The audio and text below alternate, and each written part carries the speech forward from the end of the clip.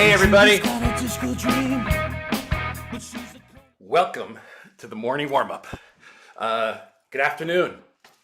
It's not morning here, but I know it's somewhere. Guys, thank you for joining me. This is issue number. Wait, I'm gonna get it right. Issue number 5. This is issue number 5 of the warm-up. For me, it's social distancing day 24. If you're counting, how you holding up? You doing okay? Your friends and loved ones, as best can be imagined. I hope everyone's safe and sound. I was going to start today with a little sketch warm up. To be honest with you, my heart wasn't in it. I promised you guys that this is warts and all. This is me coming from my studio, from the bunker, and life happens, man. So first and foremost, I found out this morning about the passing of the legendary Mort Trucker. For those of you that are not familiar with really his most well-known work at Mad Magazine, this man was a genius of caricature, such an important part of my childhood, my growing up as a young artist, as well as I know so many others out there who worshipped his work. I never got to meet Mort, but when you watch an artist, when you look at an artist's work for so long, you can't help but feel like you know them. So my thoughts, prayers, my heart goes out to his family.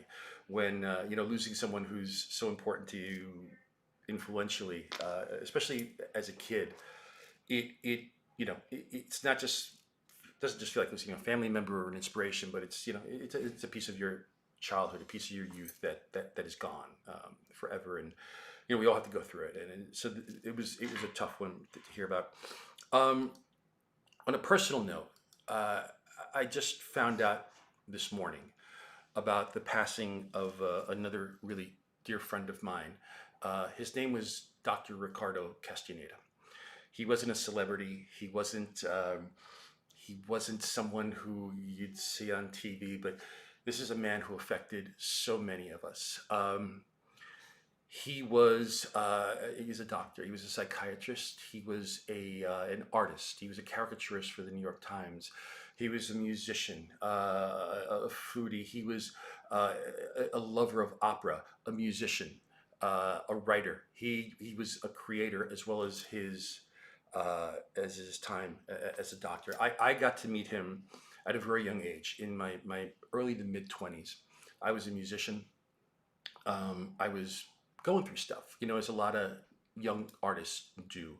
Lack of confidence, certain just obstacles I could not get past in my own life towards what I wanted to be success, what success meant for me. And a buddy of mine who was also a musician said, "Hey, I know a guy who you'd love to talk to. He understands us," because not only was he a doctor of psychiatry, but he was also an artist. And I went to him, and I went to him for several years, and I had no money, nothing. And he basically took me for next to no money, just because that's who he was for myself and so many. He meant the world to me. We became very, very good friends, and yeah, kind of eventually, that sort of doctor-patient thing was broken down, and I would go to his art exhibits, and he would send me his art and tell me what I think. I'd send him my art. He would send me his screenplays and his teleplays and his arias that he was writing. He was such a beautiful human being, and I would not be here right now. I'm sorry.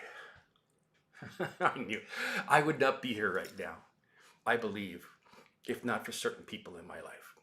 And he was absolutely one of them. And I feel terrible because he passed away 2 weeks ago. And I had sent him an email 2 weeks ago just to see how he was doing. And I didn't hear back, and I started to get worried. I sent him another email earlier this week, and I didn't hear anything. So I dreadfully Googled him, afraid of what I would find. And, he had passed. So, again, my thoughts to his family and my thoughts to all the people that knew and loved him. He was a great man, and he helped so many creators and just so many people who just in life in general who are going through so many things at a certain time. And I'm sure compared to a lot of others, the problems that I was going through were minuscule, but it didn't matter to him. We were all important, and he was there, just a phone call away. He was always there. And I think that's why I want to thank you for joining me on this stream, because my goal right now is, I know there's lots of you out there, waiting for your comics, you're not getting them, waiting to see what's happening with your jobs, with your family members. So maybe a little bit of a distraction is what I'm trying to offer. But I need to thank you because you are offering me the same distraction. Just the idea of putting the show together gets me so manic. I mean, I know we're 10 minutes late, and it's because I was experiencing slight technical difficulties, and I wanted to make sure that I could get Deborah on here and make sure the show is as slick as it could be, considering that I am like the least slick person in the world. So, thank you. Thank you for being here with me. Thank you if you watch this later on. I know there's people, I'm getting emails and texts from people in Australia, from people in Europe. It's hard to believe that you guys are tuning in either now or later. And I promise you, we will get one of these shows going in the morning. I think tomorrow we'll actually have a morning show. So let me get out of the mindset right now and get into a different mindset, which is, talking to my pal Deb, but also a little catching up. If you guys are looking for our previous issue number 4, well, I'd like to let you know that that issue is actually now bagged and boarded and in a long box somewhere. And the reason it's in a long box somewhere is because my pal Tom Brevoort, who thankfully came in at the last minute and saved me, used a couple of naughty words, right? So unfortunately, that episode is like I said, is a collector's item right now. It's in storage. We will take it out someday, freshen it up, because I think the content was really, really great. Tom also had a great suggestion for me, which was he really, really wanted me to see me do a very hardcore, in-depth tutorial on storytelling. So I think that's the first one I'm going to really dig into, and we'll try that next week. Maybe we won't have a guest, and it'll just be storytelling. So if you're into that, it's not just comic book storytelling, but it's my rules of storytelling, which I take a lot of it from film. I take a lot of it from storyboarding. Just classic rules of how to tell a story and how to move the viewer's eye, whether it's a comic or whether it's a motion picture. I'll try to give you some of whatever knowledge I have. For those of you that have suggestions, please, I've been getting some great suggestions of what to do on the show, tutorial wise, or if you have any guest suggestions, or any guests who want to be on the show. Just all you got to do is I do this all the time. Hang on a second. Oh, I got Mort's graphic up there. Sorry, I meant to. Oh, there's Ricardo. Sorry. There we go. These are my social handles. No, they're missing too. Oh no, they're down here now. Sorry, I moved them. There we go. These are my social handles. Isn't this great? This is live. So anyway, without further ado, I'm going to move to my Q&A page there, because I have graphics and things, and I'm sure I'm going to screw them up too. I want to talk about my buddy Deborah Anwell. Truly just an amazing, amazing actress. More than that, just an amazing and brilliant person. Me and my family, we love her and her husband EJ, and their farm of dogs. More than we could tell you. Deb is not just a wonderful actor, but she is a light. She's one of these people. She walks into a room. She is immensely humble, especially about her own skills, and she walks into a room and she just lights the whole thing up. So I'm gonna have her light up Skype. Hopefully it's working. Deb, if you're there, you can unmute. Here we go, folks. There is Deborah Anwell. Deborah, how are you? Hi, I'm really good. Thank you for such a nice introduction. Ah, my It was pleasure. so My sweet. pleasure. So, so Deb, I I don't think people know, but you're a New York gal, right? I am, yeah, born Okay. and raised in Brooklyn. Brooklyn, hardcore. Yep. So so so so Well, I don't know about that, but so but sure. tell me a little bit about your growing up in Brooklyn. As a matter of fact, hold on a second. I got my wrong camera here. Give me a Okay. second, Deb. Let me see if I can fix this. All right, but now we're reversed. Hold on, Deb. One more thing. I promise. There we go. Feels better. No, I want you to Okay. look gorgeous. Set it up Well, however well, you need. I would need a body double for that. So tell us about. I mean, part of what I really love about the stream is the fact that I Mm. can have people on who could talk about their origin stories, Ooh, and talk about the trials and tribulations to making it as a professional in their chosen field, but also the trials and tribulations that you have once you are a professional, because I think from right. the outside looking in, people are like, well, they've made it, so life is good, right? Life is easy, and Yeah, and, the and, trials and and it really, tribulations just change their flavor a little bit, but you still have yeah, them. yeah. I mean, you hit a different plateau, right? And once Yeah, you become a professional, well, now you're not competing against those that are trying to break in. Now you're competing against the best of the best of the best of the best, and in some and ways. even the best of the best go through rough times. So Yeah. tell me a little bit about your sort of you know rise to professionalism. Yeah. Well, yes, I grew up in Brooklyn, which meant I had access to a lot of like some of the greatest theater in the world. And I don't know really why I gravitated towards it. No one in my family is a performer. I just always knew since before I can remember that I wanted to be a performer of some kind. And some of that shifted like during the years where I was really into dance and singing. I was going to be in musicals. And for a while, when I was a gymnast, I was going to do like Cirque du Soleil or something Right. like that. So it changed a lot over the years, but it was always some kind of um, being on stage and owning your moment kind of thing and sharing who you are with an Mhm. audience.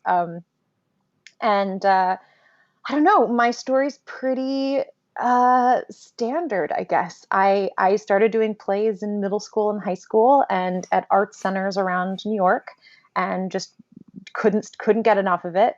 Then when I was when it was time to go to college, I asked my mom if when you go to college you have to do like English and history and all the Right. regular courses again, and she was like, yeah, usually you do. And I said, okay, well then I'm not going to go.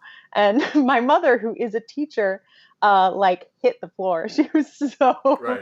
shocked by that. So our deal was that I would go to college, but that I could go to a conservatory, which meant that the entire program was all acting all day, every Okay. day. And so I did that. I went to USC. They have an incredible, it was the School of Theater when I was there. Now it's the School of Dramatic Arts. And I owe them so much. I mean, you were talking about people who inspired you and really made you who you are today. I wish we all got to talk about our teachers Yeah. more often.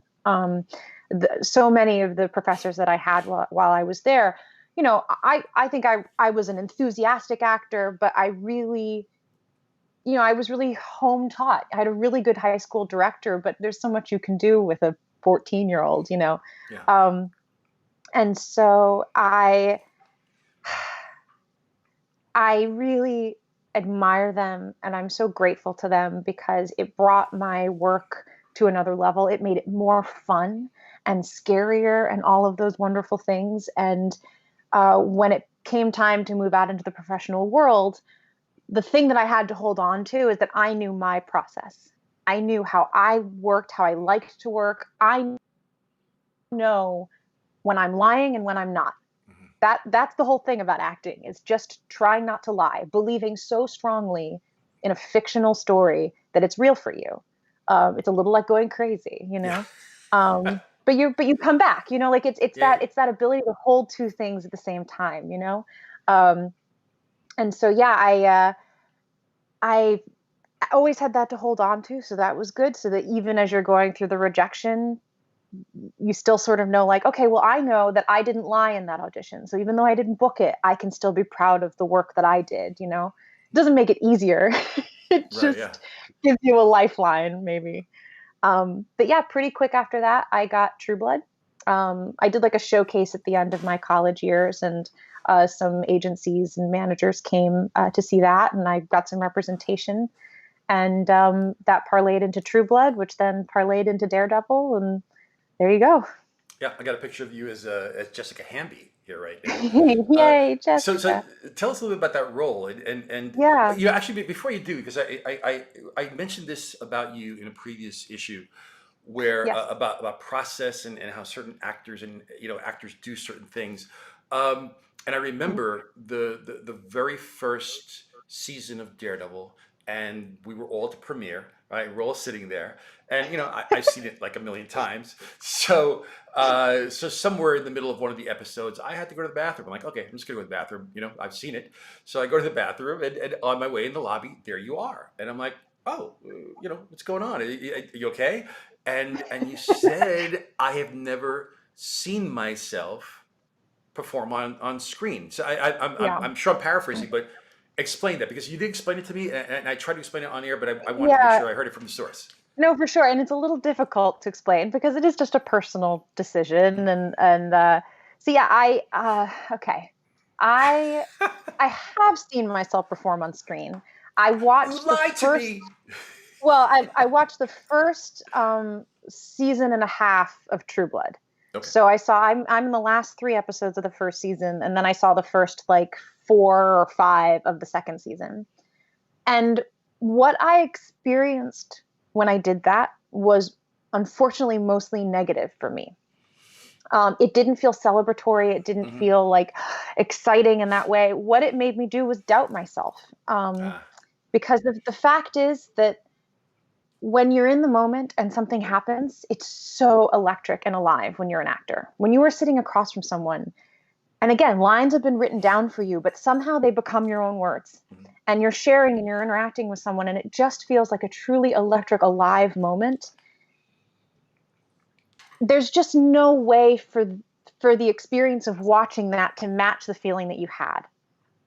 And that's not to say that audience members might not feel it in that way, but you as yourself, having lived it, it just doesn't quite it doesn't it feel yeah, I don't know, it doesn't quite feel like the moment that you had. And then of course, people are going to add lighting effects on top, they're going to do cuts, they're going to choose your takes, they're going to put Right. music, they're going to change it and manipulate it in the way that they think best serves the story. So again, this isn't a knock on any of that work, but it just isn't the experience that you had. And for me, it just made me doubt myself, and it made me come back to the work as a defensive actor. So if I I see. watched myself on screen and I saw that I, did this too many times, Yeah. I would go, oh God. And then if I had the impulse to do that, I'd have to stop myself. And then I'm no longer in the moment. I'm not present with the person. Because the fact is, if I'm doing my job in the way that I like to do it, this was just something that happened. It wasn't a conscious effort to do it. Yeah. And so I didn't want to get to the point where I was manipulating and manufacturing my performance in the moment. I wanted to stay completely free of those judgments and just say, hey, look, my job is done when I leave at the end of the day. My job for this shoot day is to just be here, be present, try to connect with this material as best I can. And that's not 100% of the time, but you fight for it every second.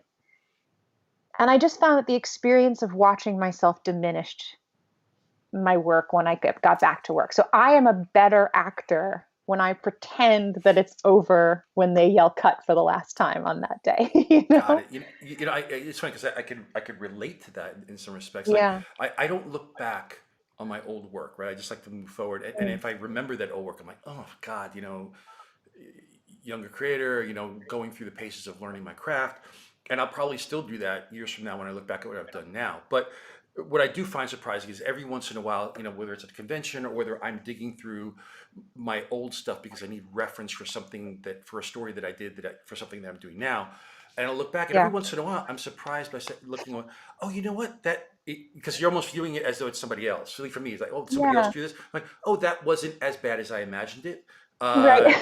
So maybe in retrospect, somewhere down the road, Deb, you'll look back on some of these performances, like, I'm going to play that back and view it really Yeah. as sort of a disconnected and dispassionate viewer, and say, oh, wow, she was pretty damn amazing, which I bet I've you will. You yeah. know, Well, I don't know. It depends. Like I actually I was talking to EJ about this because I'm going through a period right now of self-doubt, and I'm gonna get a little emotional too. I apologize. Like it so happens if it's you're an okay. actor. It's okay. um I'm just really wondering whether I'll get to work again and whether anyone wants to work with me again and whether I still have it, all of those scary things. And part of my brain goes like, no, you're just being crazy, like calm down. But like the part of me that like loves this, and the problem with being an artist and an actor and any of these professions where you put a piece of your soul into your work is that it becomes a part of your identity. If I'm not acting, I'm not sure who I am. Yeah, And since yeah, it's been so long since I've really gotten to do it, um, I'm struggling a little bit with how to maintain my self-worth, my yeah, sense of my own value. And so I asked EJ, I was like, I'm trying to find a way right now, particularly where I can't even look for work. Um, what can I do to help me remember that I do know what I'm doing, and that I can do this, and I am have value. And I said, well, should I maybe go back and watch some of my earlier work? Maybe now it would be safe, and it would be a way for me to see that, oh, look, I did do a great job. That was a great moment. yeah. Or is that opening up Pandora's box when I'm most vulnerable? I, I, And I mean, he Deb, look, suggested that I don't do it. yeah, Deb, I'm sorry to hear that, you're going through this, but I think it's also I think important we all do at times. it's important to note that we all do, whether you're a creator or not, Yeah, we all have those points of self-doubt, but, but also as, I lived as a freelancer for a very long time, and will eventually go back to freelancing at some point.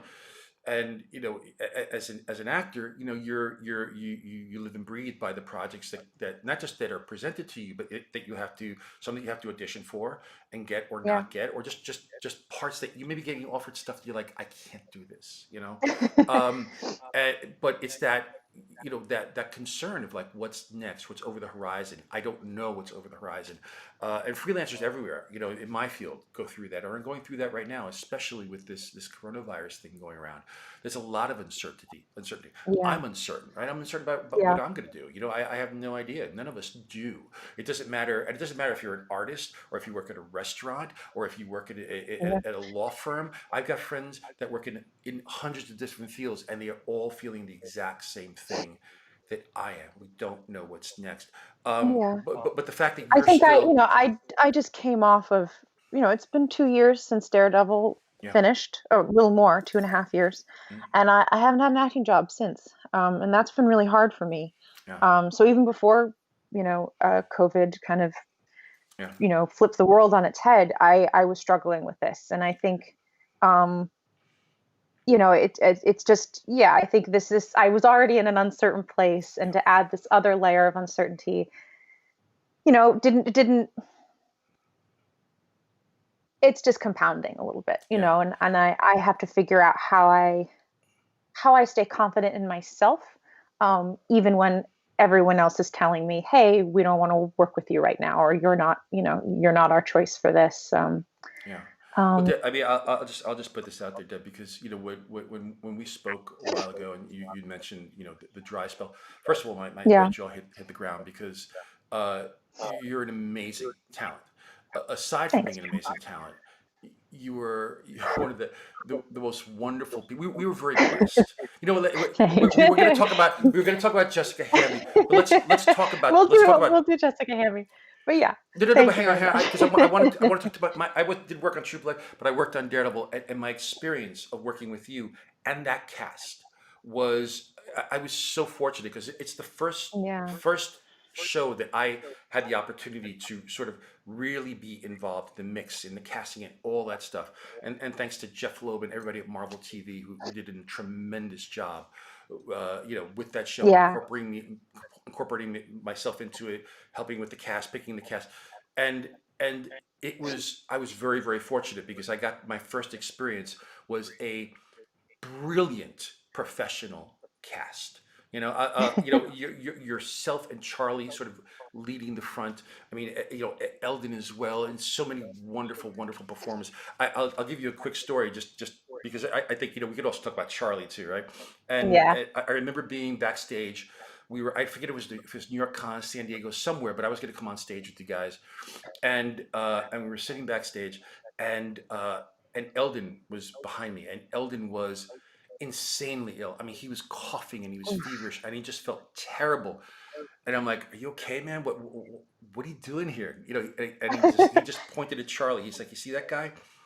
He shows up every day, and because he shows up every day, I show up every day, right?" And I think it's the same with you, because you show up every day, and you're, it's like a sports team, right? The team follows. If the captain handles him or herself in a certain manner, that's exactly how the team will handle itself, for better or for worse. And you guys were Well, amazing. And I'd like to think as a team member that whether Charlie showed up or not, I was going to show up well, yeah, that's what I said. top It's notch. it's like You know, but you were one of those leaders. but You were one of those people that, by example, you showed, younger actors, yeah. supporting actors Well, exactly, that's the great thing is, as someone who started out as a co-star, guest star on a couple of different shows, and then got a guest because True Blood started as a guest star. It was only yeah, supposed to be 2 or 3 episodes, and then getting promoted to a regular. I knew what it was like to step into someone else's family and feel like an outsider and not know what your place is. And I remember saying, it is so important to me that if I'm ever in the position where I'm the welcoming family member, that I make that person feel so yeah, comfortable and so happy to be there and that they're supported to do their best work, because the show will be great if all of us are in an atmosphere where we can do the best job that we can do. yeah, So I'm always the first person to like come and sit down next to the newbie and say, "Hey, welcome. Yeah, where'd you study? Where'd you grow up?"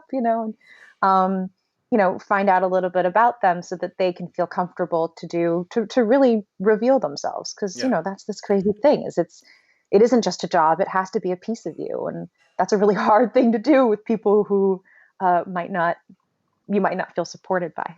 Right, right. So let's talk about True Blood, Okay. Jessica Hammer. Let's Okay. touch a little bit on this because I know we have people that are chomping at the bit that Yeah. want to talk Well, there. and also Right? I am HBO is doing this amazing thing where they're Oh, right. offering, I believe, their whole library for free until the end of the month. So if you get an That's awesome. HBO app, you can go and watch all these shows. So at 3 p.m. Pacific, 6 p.m. Eastern, I am live tweeting and watching the pilot episode of True Blood along with Stephen Moyer, my daddy Great. Bill. So come and join us, ask questions. It's going to be super fun. That's great. So tell us about the role of Yeah. Jessica, and again, that was sort of your. I mean, this is the thing that really got caught people's attention, especially in the genre world. It's the thing Yeah. that when because Jeff is the one, Loeb is the one who said, Yeah. "I found Karen Page. I found her." It's like, "You watch True No, Blood?" I'm Jessica like, Hamby, "Yeah." that is so funny. He's like, Jessica Hamby?" I'm like, "No, really? That's so I didn't know funny. your name. I just knew you was Jessica Hamby." So Sure, sure, sure. Oh, that's really funny. Because to me, Jessica and Karen are such wildly different people, yeah, but I love that Jeff could see through, all of it to the potential. Yeah, I mean, Jessica was amazing. I mean, first of all, it's Alan Ball, so someone with his caliber in both television and film, and it just felt like while this was going to be a lot of fun and super entertaining, it was always going to have a heart yeah, of not quite controversy, but boundary pushing and asking questions and asking a little bit more of the audience, asking the audience to get on board with a little bit of something. So that was really exciting. At the time, other than Anna Paquin, I didn't know the other actors from their credits or anything, but my very first scene was this extremely vulnerable junkyard trial where they were going to toss me around and murder me, which is, again, if, as an actor, you're going to try and take that seriously and yeah, really believe that your life is in danger. Like, whoa. Um, so very daunting. And because it's HBO and there was a writer strike right before my episode was to air, oh, the show wasn't out. So I couldn't watch the series beforehand. So I really had no idea what I was getting into. But luckily, we had an incredible director on that episode, Scott Wynant, who is still a good friend and someone I admire so much. You'll know he's involved with 30 somethings and My So Called Life and all these really amazing series. And so he came to the trailer while I was going through hair and makeup, and he said, "I just want to say, I know that this is a really tough scene that we're going to do tonight, and if you ever need anything, you need a minute to gather yourself, or you need another take, or whatever it is, you just let me know." And again, like as a moment, as the newbie coming into this family, to have someone say, "Hey, we support you, and we think that you have it, and we just want to make sure that you are able to do it." yeah, It really gave me permission to dive right in, and then working with Steve um, and Alex and Kristen and these like incredible people, who were so great and welcoming. And then Zeljko Ivanek, who played like the head of the tribunal, and he sat in this Camaro and like a throne. And I remember towards the end of the night, the light was coming up, and anyone who works in film knows that like if you're doing a night shoot, there's a deadline. Like once the sun starts to come up, Yep. you're screwed.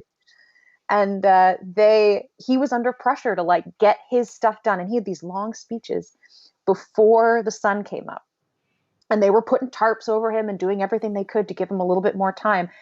And as a young actor, it was so important for me to watch him work because he stayed steady. He stayed Yeah. calm. He didn't speed up to try to get through this thing faster.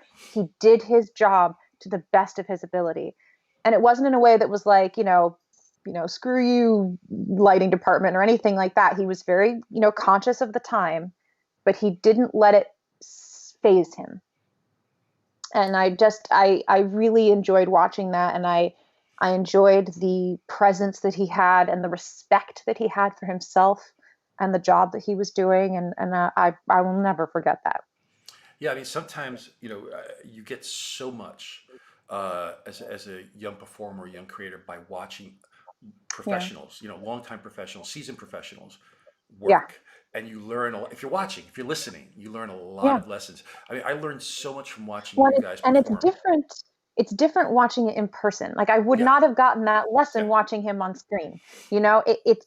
It's you really you have to kind of be there and watch the struggle and see what he's up against. And so many times when I hear people criticize or comment on actors' performances and things, I just have to kind of shake my head a little bit because I just know so much of what you're up against in those yeah, moments. And you know, I have to believe that everyone is trying to give the best performance that they can give in any given moment. yeah. Um, that there are a few people who phone it in and whatever, those people exist, but for the most part, the people I have worked with care, and they're trying hard every second. And if the result is less than satisfactory, that is not anyone's fault. Yeah, by the way, that perceived unsatisfactory result could be something that Yeah, happens in the editing room. It could be that they decided to use a different cut, not the one that you yeah, feel was right. it could Music totally also, be. yeah. But I Well, say, that's the thing. I mean, I know you as an actor, you can't. It's impossible to be alive and perfect and living it every single second. But you strive for those moments, and I have to believe that if I get it once, if in just one of the takes I really connect, then that's a successful day for me. yeah, And if it happens to not be the one they pick, that's why I don't watch. That's why it's not my because that's not my job anymore. That's an editor's job. That's someone else's job to decide what they think best tells the story. And I have to respect that and say, yeah, they know what's best for that moment, even if it isn't the one that I felt. Um, but yeah, it's a complex art form with so many different minds coming together. oh, There are a number of yeah. Go ahead. it's a huge collaboration, and Yeah. it funnels through a lot of different size funnels, creative funnels, and but I have to say that I learned so much from watching you guys on the Daredevil cast and all our cast, but in Oh, particular thanks. Daredevil and also Agents of Shield, because directing is one of the things that I've always wanted to do, and I had an opportunity to do it in an Agents of Shield short. Oh, Uh, great. and but I took all of that as I was watching you guys. I was just imagining and talking to so many of our great directors, asking them questions and imagining what it would be like if I was behind the camera, when someday I get behind Right. the camera. And I took all those things to doing that short, and hopefully I'll do some more down the road. We'll see how it goes, but yeah, if you're there and you're present and you're paying attention, it could be you actually can you might be able to skip some steps, right? Because when you Right. find yourself in that situation, it won't be trial and error. You'll have that knowledge of the Yes. person or the persons you've seen go through this and exactly how they handled it. Now you're One in the a, hot seat, right? Yeah, well, no, I mean, a great example, going back to True Blood, was that they touched on everything. I mean, we did prosthetics. I work with Mm, children. I worked with animals, blood, visual effects, right. harnesses and aerial effects, stunting, everything. Yeah. So I had a chance to learn, just put my toe into every single one of those different areas, which meant that any job in the future, if they're like, oh, hey, have you ever worked with animals? Have you ever worn a harness and, done aerial work? I can be like, Check, yep. Like check. it's not a totally Yeah, foreign space for me. And that's a really exciting and leg up to have. So another huge thing that I owe to that show was yeah, that it really taught me. It was a great, like, 101 class in anything that you might get thrown at you. Only yeah. thing I never did was like mocap. I really would love to try some Oh, motion capture work at some point. okay, we'll put it out there. Deb wants to do mocap. So Bring it. let's talk about the elephant in the room. Let's talk about Karen Page. Hang on a second. Let me Okay. make this graphic a little bit smaller so it doesn't cover your face there. So I got to tell you, this is a this is a much beloved character, especially for me. And Oh. you brought to life a character that me and Kevin Smith were kind of responsible for killing. Uh, but I have to tell you, you brought a depth to Karen, uh, and her relationship with Matt, with Foggy, later on with Frank Castle. And I know there's Daredevil, Netflix's Daredevil, Marvel's Daredevil fans are legion. I've got a bunch of questions that they're asking here. Anybody has questions, by the way, get them in because I may not be able Oh to get yeah, to all of them.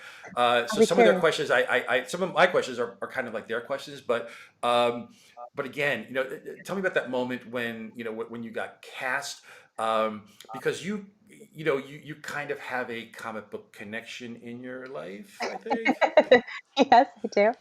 Um, yeah, well, I was still working on True Blood. We were like filming our finale episode when I found out that I booked Daredevil. And I've told the story before, but for anyone on the stream who doesn't know it, I wrapped on a Tuesday morning. My last shoot on True Blood was an overnight shoot. So I wrapped on a Tuesday morning. I went home and packed. I got on a plane, went that Tuesday night, and flew red eye to New York and was on set for Daredevil on Wednesday. So it was like a 48-hour Right. something turnaround for me, to move from one show to the next. And you guys had very generously, because I had to finish the show, I think cross-boarded 2 episodes and shot stuff out so that I could come in a little bit late. But it was such an amazing, like, 1-2. But it also meant I was warm, like I hadn't had like a whole hiatus off to kind of Mhm. worry and doubt myself. I was warm. I just come off this other show, and the very first scene I shot was the attack on Karen Page in the prison cell, and I was glad for that because it So was just physical. like True Blood, your first scene is like Oh yeah, someone's trying to kill you. immediate violence. Um, but in a way, I was glad for it because physicality is in many ways a little easier to get into because it's not your head getting in the way. It's Right. it's just your body will respond to things. And so yeah, I was glad for that. We had a great stunt team that was willing to like hear my input and things like that. And yeah, it was a really crazy first day. And then we moved into some of the more talky stuff, and I got to meet Charlie and Eldon, and um, it was nice to see right away that I had welcoming Yeah. family members that were excited to have me there. And on that very first scene, I think that Charlie and Eldon and I did was the interrogation scene in prison where they come to try and represent me. And I don't trust them; they don't trust me. And I Yeah. remember I had one of those acting moments where it just dropped in and it came out of me as if it was mine. And I remember as soon as he called cut, I went, well, let's hope that happens again or something like that. And Yeah. Charlie laughed, and I knew I was like, okay, good, they get it. Like It's they awesome. get this thing that we're trying to do. And Yeah. um, Now it was really special. one of the great parts about the Daredevil show were all the added layers that they added into Karen. Her Yeah. past, the things with her brother. Uh, Yeah. I don't want to spoil it for those who haven't seen it, because you just never know, right? In the streaming world, but there is that scene with the gun, right? Yeah. Now maybe a lot of people don't know out there, but for the most part, you guys don't know. You don't know your character's arc really until you get Yes. that script. Yes, pretty So much. you didn't know about. I'm going to assume you did not know about that moment until you read it on the No, I did. page. Oh, So you did. You did. I did Okay. know about them. So I had when Jeff Loeb was on the phone trying to convince me to do the show. Oh, Um, so it was a sales After the pitch. offer, Right. I was going to do it, but Jeff has to do the pitch. Well, I want to interrupt you for a second because I also remember like Jeff telling me, we got the rim wall. Oh, great. And then there was a call. We lost the rim wall. What? Oh no. No. And then we got there. So it was like a roller coaster thing, because that's how negotiations go, right? Well, the trouble with So negotiations is it almost never has to do with anyone wanting to do anything. It's just right. about timing and everyone trying to figure out how exactly this works in the most fair way possible. So Yeah. I was always interested. I always wanted to do it. But anyway, so Jeff is giving me his pitch. And the thing that sold me on it, because the only thing I didn't want to do was just be the girlfriend or just be the love Right. interest. Yeah. Because in genre stories that can often happen to female characters, and it's been really wonderful in the last few years to see how that's turning, and we're giving female characters a lot more of their own story, a lot more agency. And so when Jeff told me that, what he said was that by the end, Karen Page, and again, I don't want to spoil anything, we may have to, was going to kill someone very important to the story. We'll say that.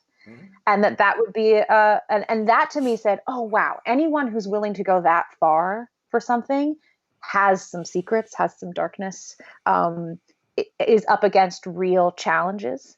And so that really was what sold me on it, is that she was going to do something that we probably wouldn't like, that she wasn't just going to be a likable character. There was going to be issues with her way of thinking and her view on the world. And I appreciate that. I always appreciate when characters are not always the best they can be. Sometimes they're living in their worst moments. Yeah. And I appreciated that the writers leaned into that throughout the seasons. And, especially as we get into our third season, and Eric Olson very generously did a backstory episode for Karen, which was just one of the most fun Yeah. 2 weeks of my life. Really Yeah. was. I loved every second about it. And like Eldon, I was very, very sick. I had a terrible cold while we were shooting in the snow. But it didn't stop me. I would just pop in the Dayquil and I was ready to go. And it was just the best. And to show a complex woman who makes terrible mistakes but Yeah. tries to make up for them and make the world a better place. And even that might misguide you a little, because I don't know about the rest of you, but there are things that happened to me when I was in middle school and high school that formed who I am and still inform the choices I make today in both positive and negative ways. And again, I appreciated that we showed the things that happened and the choices that Kara made that led to the person that she is, and why she's so fanatically about justice. She has Yeah. something to prove. Yeah. Probably the most fanatical about justice in the entire show. Uh, In you know, many ways more than Matt Murdock. Uh, Yes. Yeah. And, just and I think because, that's what was fascinating because it put them on yeah, loggerheads in many different ways, and that's what makes for good drama at the end of the day. But I need to thank you because again, I had a vision of what Karen Page was like on the page when I was drawing her.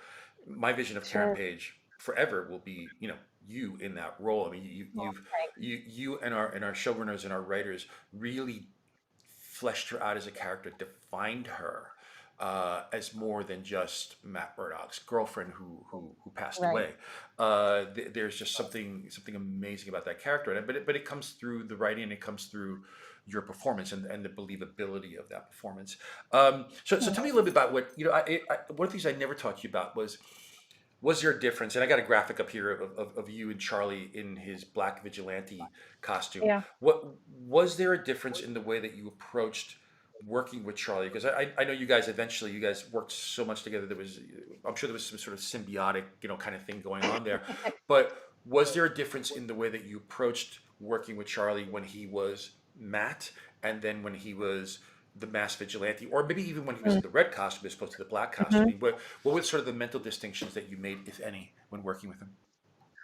Well, it's interesting. So, going back a little bit to not watching the show, um, there was an unintended kind of uh, benefit to that, which is that I never saw Daredevil. I didn't know, other than the like once or twice that Karen Page got to see Daredevil, that was all I ever saw of him. So in many ways, I had a very similar experience of the show that Karen had. Huh. I didn't see him off. I didn't watch the show and then see him off fighting things. I just knew him as this like weird guy who showed up in the newspaper who I saw like once or twice. And that really informed who that was. That was a much more suspicious character to me. He was not necessarily a good person. He was maybe fighting on my side, but I don't know. And yet I believed in what he was doing. So it had this great complicated layer to it. Um, Whereas Matt, at least in that first season, all the experiences I had of him were he got me out of prison, out of jail, which was a good start. Gave me a job. He and Foggy made me feel welcomed and comfortable, and like I was part of the good guys. Um, so there was a lot more trust there, which is why later, when I found out that he had this alter ego that he had kept from me, and that the secrets and things and the lies, why that stung so much more. Because even though the revelation of the secret was ultimately positive, that I am this champion for justice and someone that you've always supported, the fact was that every little move in between then was a lie. And that's his prerogative to keep it, but it's hard Yeah. to trust someone who's sort of made that distance in the relationship. Um, so yeah, it was interesting for sure. So for me, very much up until the end of season two, they were two different characters. Yeah, that's awesome. Actually, we And got a fan question here that yeah. relates to this. Let's see. Ooh, here's a good one. I Mhm. think it's poignant. From Cat's Meow at Save Daredevil. Uh, question: did you know whether Karen was going to survive season three from the get go? Well, no. So we ended up, because of scheduling and all kinds of things, with different showrunners for each season. Right. And obviously, anyone who's running a show should have, a say in what happens in the story that they want to tell. So each season, it was a little bit like, all right, what's this person going to want to do for this season? So there wasn't like, even, if Steve DeKnight first season had an arc planned for 3 seasons, I don't know. There's no, that necessarily didn't carry forward. So I did have a conversation with Eric Olson in the third season, Hmm. and he had a general idea of kind of the flow of it. And he shared with me that he wanted to do a Karen episode, and um, very generously heard some of what I was hoping for, because he realized that for 2 seasons I had been building this backstory without any Oh, specifics. And now he was going to give it specifics, and he understood, which I so appreciated, that it would be meaningful to me to have some of that line up, and to have for me to have some input in what that story right. ultimately was. um so he and Tamara, who wrote the episode, were so kind and talked with me through the whole way, and heard ideas that I had. I would just really could not have asked for a better collaborative environment on that. That's great. Um, so I believe I did know at the beginning of season three that I would survive to the end of season three. But I also knew that they wanted to do a good fake out. So we were gonna do the scene in the church Right. with the Yeah. all the comic book fans knew that it happened. Yeah. But that very specifically, we were then going to flip the imagery on its head, and try to quite literally manipulate your expectations. Yeah. Yeah. So basically, if you read the comics and you knew where their story went, you were Right. going to be surprised. If you hadn't read the comics, you're still going to get It's shocked just because going to be fun. Yeah. But yeah. yeah. Well, not But for fun. those Yeah. of Come you on, who, somebody dies. that's that's very true. so We so do you love know, Peter. again, you did such an amazing job as Karen on Daredevil that we couldn't help but bring her along into Punisher and into Defenders as well. But I wanted to highlight Punisher because you know uh, now you're working with a different sort of actor portraying a superhero. Um, Yes. what do you think were the everybody's different, of course, right? I'm sure Yeah. every actor you work with is going to be a different experience. So, but I think for our fans, curious because John Bernthal, he played Punisher and Charlie played Daredevil. Uh-huh. What was your approach different, or was your approach the same? It's just because with actors there's trust, right? You have to trust Yeah. in each other and what's going to come back. Where what you got back was going to be different. So, but how is it working with each one of them? How are they similar? How are they different? Mhm. I mean, the ways that they were similar in that both of them strive to live in the moment, give the best performance that they can give. There is no holding back from either of them. Um, Charlie is probably a bit more cerebral. I don't know if that's the right word, Mm, but like he and I would get together and like work through the scripts and talk about it and use our brains a lot and think about maybe what's the right flow for this. Where are the moments of change? What does this mean for you when you say it, and what is it? How is that a different meaning for me? It was a lot kind of scene study ideas there, mm, kind of thing. Because he's very trained as well as I am, and so I think that was our natural inclination. And so but then when you get to set, all of that flies away, and you just try to do the job. right. You just try to be in the moment and talk to each other. And you hope that all of those conversations and all that imaginative work you've done just supports you while you do it, gives you the appropriate impulses. John's a little bit more um, physical, maybe a little bit more of his gut. We did talk about the scenes a little bit, but for the most part, we would we would just kind of live in them Right. and do them over and over again and feel them out a little bit. And I really enjoy both approaches. John, I think I don't want to like ruin his mystique. I think it's really probably fun for him that he gets labeled as this like moody method actor thing, but I think that that's a little bit of a misnomer. Um, he's really lovely to hang out with on He set. really He's is. not like a broody like the Punisher every single second. Like I think Yeah. people don't always know exactly what method means. Um, but so he's a really great person. Uh,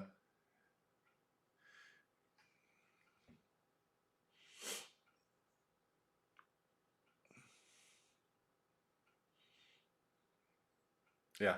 I, I I remember hearing I remember hearing stories about some of the stunt scenes with him where he was telling the stunt guys, no, you can really hit me, just hit me, and we're like, John, no, wait, John, yeah, John, we can't really, no, have him, no, John, we can't. So, They're but not going to hit you. it's part of like I said, it's part of the physicality of this process, and it Yeah, was the I same think thing. for him, he wants to feel it in his body first. Yeah, Now, here's an interesting thing, though. Oh, hold on. Your sound went out. Oh, EJ says my sound went out. I was able to hear Joe, but I couldn't hear you for the last half of you talking about John. Okay, oh we're just gonna make sure. Am I back? yeah, hang on, we'll Thanks, check and EJ. see. Let's see if EJ we're. says my sound went out. I don't know. I could hear you. Your sound got a little widgy in some of the, but it Okay. wobbled a little bit, but it wasn't anything where we lost you. I'm sure somebody will Okay. ping me if there's an issue. Um, but anyway, we can't take it Okay. It says back, I'm so back. we're live. All right, I'm back. Okay, great. So I will go over the last of what I said. Oh, hold on. Something weird happened here. Deb, I think we're okay because I have a record. I'm recording this as we go anyway. So if the Marvel guys Sure. need it later But now on, I can't see you. You're all, you can't see me. well, you've gone all Oh, pixelated. don't worry. I can see myself, and that's all that really matters. Okay. All right, then I won't look at you. I can see you. I can Okay. see you, and I think we're great. So that's just Okay, the cool. Skype feed. So yeah, so But I'll go back to John then. Yeah, so it was he yes, he's very physical, and I think the thing to remember about John, so while he likes, I think, to get it in his body first and kind of feel, it's all.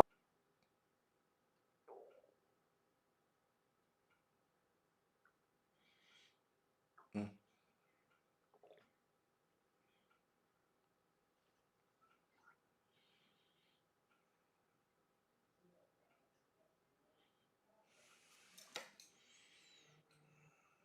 mm.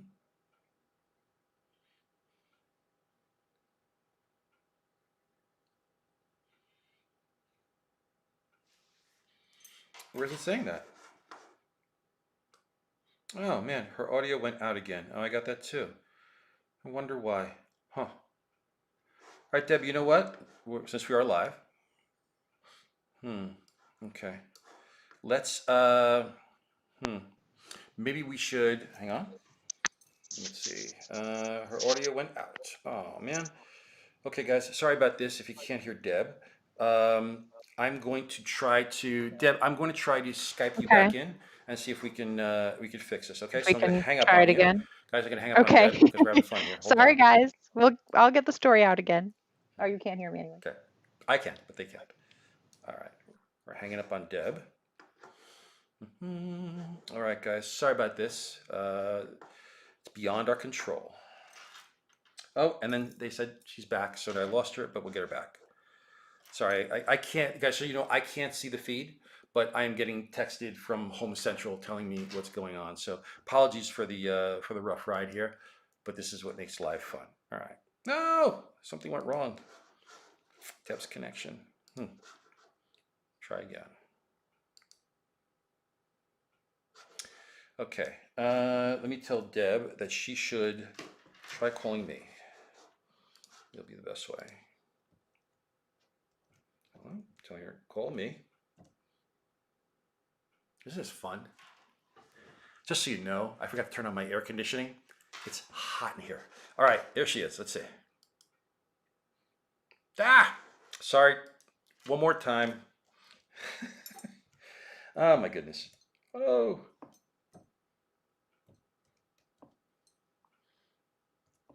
More time.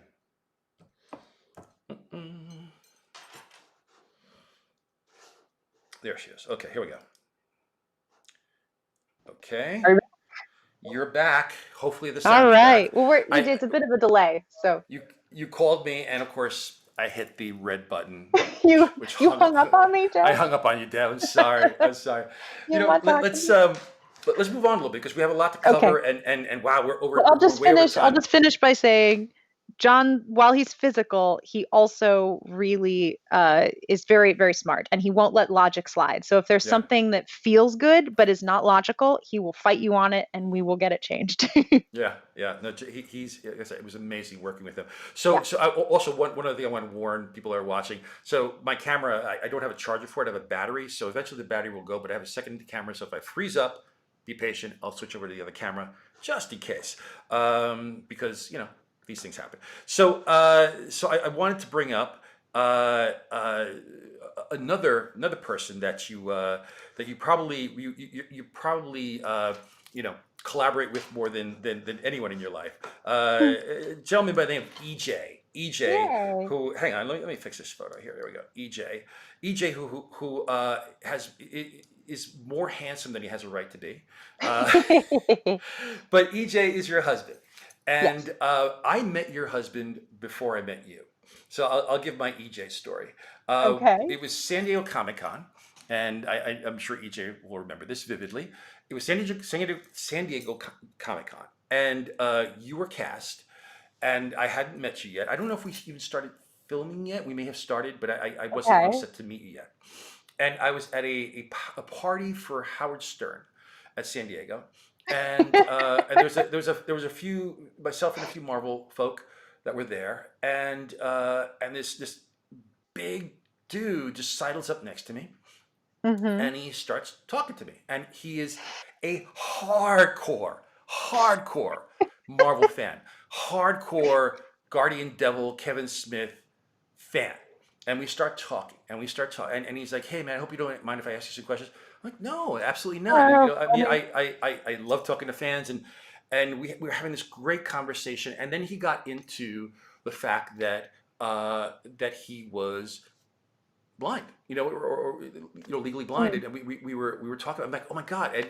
And that's why Daredevil meant so much to him. And right. then at the very last minute, he's like, "Oh, by the way, you may know my girlfriend. You may know my girlfriend." Right? Deborah Ann Woll. And the first thing I said to him was, "Man, I'm so glad I was nice to you." That's but a but good reason to just be nice to people. we've been dear friends ever since. He is a Yeah. huge Marvel fan. He is clearly, one of the luckiest men in the world. I have a photo here of him, showing off his Daredevil Matt Murdock outfit. But when you were cast for this role, to Hmm. find out that your boyfriend, now your husband, uh, was blind. We were like, Hmm. wait, what? What? The actor we hired to play Karen, her boyfriend is. It was like wow. Um, but you and EJ, we love you guys so much. My family Thanks. and I, we love you so much. And you guys rescue dogs. You guys do so much stuff. But Deb, I wanted to take this opportunity. I'm going to skip a Yeah. little bit. We could talk about your other show that you do, but I want to talk also about. I'm putting this up here. Hold on, very badly. The charities that you and EJ do a lot of work for. By the way, those links can be found, Yes. on the YouTube channel here or whatever it is. It's down there in the comments. So if you guys want, you can click on there. You know what? I'm not going to talk about it. Please talk about these charities again. Yeah, no, I mean, I have to give credit to EJ. He does most of the work for it. But because I work with some amazing people and get cool stuff like True Blood bottles and pieces of sets and things like that, we've done a really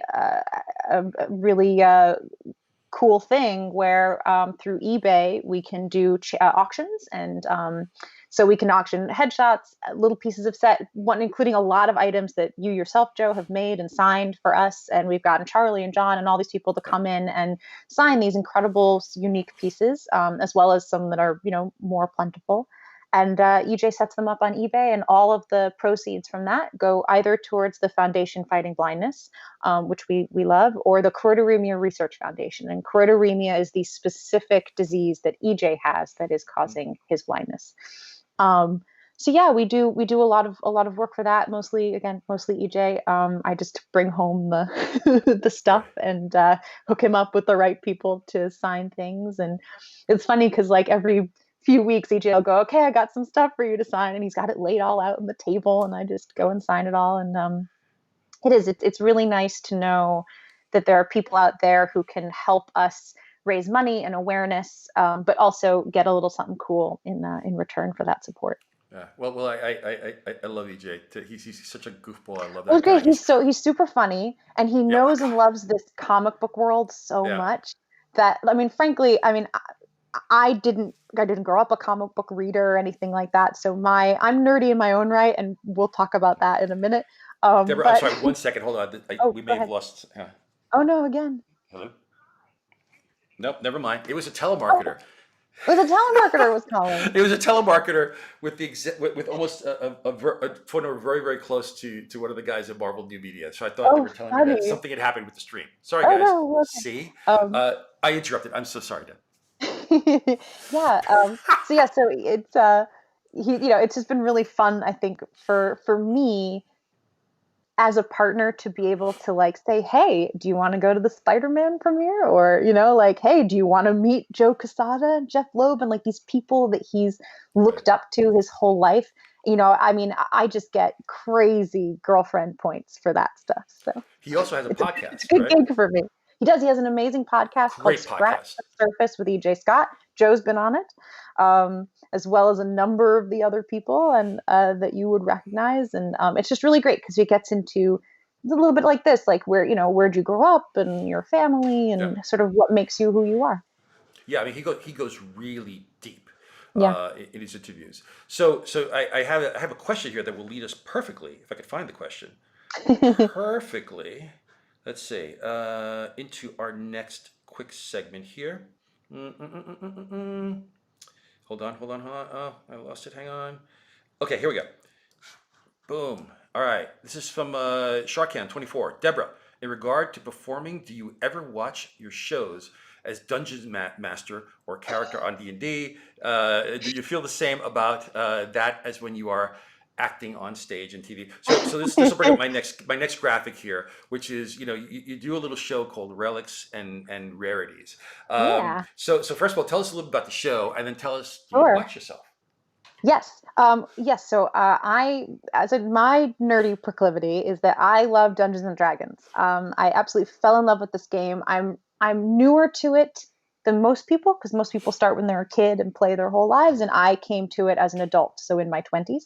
But I fell in love with it. It's now been almost 10 years that I've been playing. And I just think for storytellers, people who love to uh, exercise their imaginations, Yeah. it's just the perfect game ever to be created. In fact, it's a great game for anyone who used to be a kid. So that's all of us. So yeah, I fell in love with it, and Geek and Sundry reached out to me a few years ago and said, "Hey, we would love to make a show with you." So we made Relics and Rarities, and there's one season. It's available on YouTube. I believe I gave you guys a link. I don't know if you want to flash that, but you can find it at Geek and Sundry's channel, or type in Relics and Rarities. And it's a fantastic, just 6 episodes. Each episode is 2 hours long, and they may have split them in half, so it might be 12 1 hour episodes or 1 hour chunks. And we have incredible guests. So the fun thing we decided to do was to have 4 main characters that would go through the whole show, but then each episode bring in a guest star to come and play.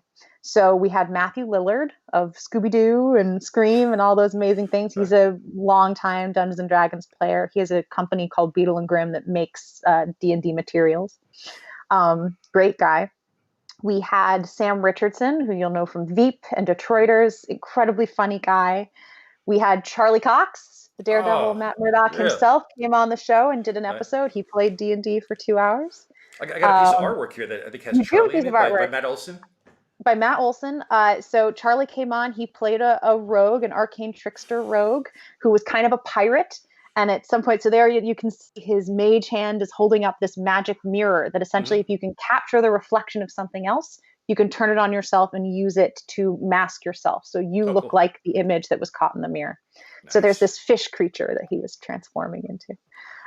So he came on. Our fourth guest was Janina Gavankar from True Blood, and she did a Star Wars video game. She just did The Way Back. Really cool. And then Kevin Smith came on, Ah, the villain himself who murdered Karen Page. that guy. That That guy, guy. right?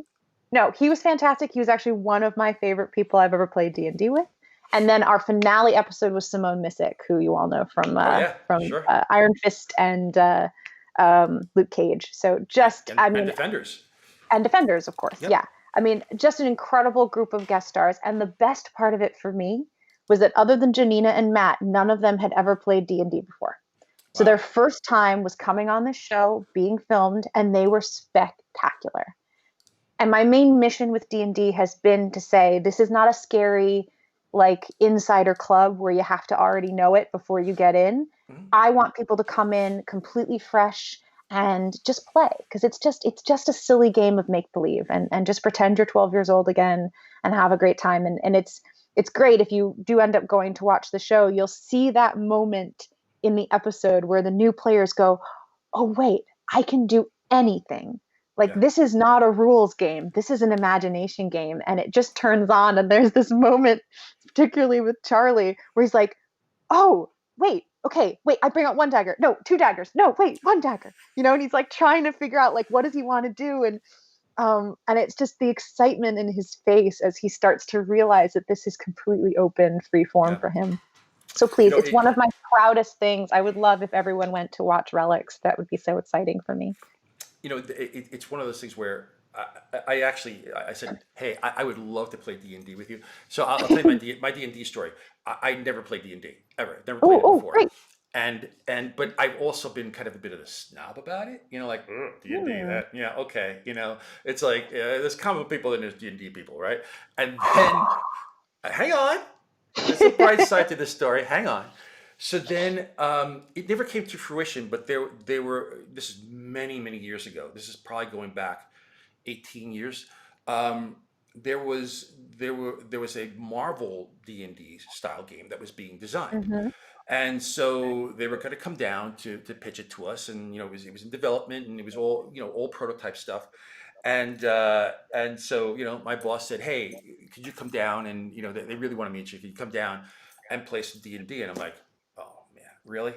So um, so we're in this big conference room, and they explained to me how the mechanisms by which these role playing games Yes. are played. I'm like, okay, okay, okay, okay. And so we get into it, and I think I was Storm. I'm not sure. I think I was Storm, Okay. and rolling the dice, and suddenly I'm like, okay, so storm this, boom, boom, boom, and Deb, I am kicking butt. I am destroying these pro D&D guys, right? And Yeah, these are like masters, right? Who are there because they're right, developing the right, game, right. and they're looking at me and they're furious at me, right? And I walked away and I was like, that was really a lot of fun. First of all, Yeah. that was really a lot of fun. Second of all, fantasy me, I bet I'm a natural. I want to play it again. I want to play it again. Of Yeah. course, I'm sure I'll get across from you, and I'll get my tuchus handed to me. But Some it was a some lot of someday fun. when we're in the same town, we It will was a all sit down and lot we of can all fun. breathe the same air again. We will sit down, we Yeah, will play. I just love it too. It's a no technology thing, no yeah, burn on technology. Obviously, we're all using it now to great effect, but there's yeah. just something amazing about sitting around a table physically with a group of people and seeing them light up and seeing the way they use their brain. I mean, to Mm, me, the best moments are I like to lay a challenge in front of my players and then just step back. I yeah, don't know how it's solved. I yeah. might not have solved it. I Well, might have just said, hey, here's an impossible thing. Tell me what you want to do. And they look at the tools that they have. And sometimes the solutions that people come up with are just something you could never sit down and create. It has to right. sort of happen in the spur of the moment. Um, so I'm thrilled with the game. I'm so excited. I love the way that Relics came out. It's looks exactly like what my inner child looks like, and as the DM, you get to play all these parts. I got to play a possessed woman, and I got to play, an evil sorceress, and I got to play, a cowboy. It's anything and everything you want Yeah. it to be. And I got to say, watching the show, you really get Yeah, that sense, and you want to join in. Like I'm sitting there going, "Oh my god, that looks like yeah. so much fun!" Well, and the You get to fun put thing on, about it, you have to yeah, put on the goal accents, really and was to make it watchable, even if you have no idea what all that dice rolling is about, yeah, that the fun of the story and the solutions that the characters come up with is entertaining to watch, even if you're like, I don't know what that roll meant, but I just know high is good and low is bad. yeah, yeah. So let's see. We got another question here. Oh, I think this is actually a good one. Okay, great. Let's see. That we're running really long, Deb. So let's see. Okay, What's something that will stay with you from your Daredevil experience you will take with you as you move on to future creative projects? And thank you for your time. interesting. Oh, this is Yeah. from Anonymous Dude 123. Okay. So yeah, something I'll take with me. I'll say this. Um, as an actor, you relate to certain feelings and reactions, ways of being, in different ways. And so, obviously, the ones that are more available to you in your real life are more available to you in your acting life. Mm, And one thing I've always sort of struggled with connecting with is anger. Um, I I was always a little uncomfortable with anger. I always ended up going mea culpa. It's my fault rather than going to like mm, justice and you should be better to me, that kind of standing up yeah, for yourself thing. And I think that might be a common problem, maybe for women. I think in the same way that men aren't always encouraged to be vulnerable, women are not or weren't always encouraged to be tough, to stand up for themselves. And so um, I didn't have language for it. I didn't always know how to express my anger in a healthy way. I'm not talking about you know mm, lashing out at people, but being justifiably angry about something. And the good thing about Karen was that she very much lived in that world, and it yeah, asked me to do something that was a little hard for me, a little unnatural. And certainly in the beginning, I struggled with it and I found, I was scared of it. So I found ways around it so that I could do things that I were more accessible to me. But I did feel that by the end of 3 years, I had a much easier access to that side of myself because the fact is that as human beings, we are capable of anything. We all possibility lives within us and we just some are dormant and sleeping and some are active, and acting is just about accessing those dormant sides of yourself. And Karen Page allowed me to start to wake that part of myself up. And I have noticed since then that I have a much easier access to that. And but it doesn't have to take me over. It can just be a means of expression that that does justice to my feelings and takes who I am into account. And I really appreciate that, because I think I struggled with being a bit of a doormat, being a bit of a, oh, sure, whatever you want kind of thing, even if it treads all over me. So I owe a lot of that to Karen Page. That's awesome. So Deb, I got one more for you. Okay. Actually, it's not even a question. It's just I think it's someone stating exactly how we all feel about you. This is from Ennio Lupo. Can you thank her, Deb, for the job she and the rest of the cast have done on Daredevil? She was amazing. Oh, I just want thanks. to echo that, Deb. You were amazing, and you are amazing, and thank you. I Is appreciate EJ that, Jeff. around? Can you pull EJ in there just so He's people can? he's not. I mean, he's watching, but he's out in his If fortress of he's solitude, if he's surrounded by what his comic books. if he's watching, I know it's on a delay. A few second delay. I'm He gonna might give be you a able few to run seconds. in. We'll see if he See makes it. if he could show his damn handsome face of his. His Um, beautiful face. but I wanted to thank you for being Yeah. so open and honest and being here with me He's during my fifth. coming. He's Come on, coming in. EJ.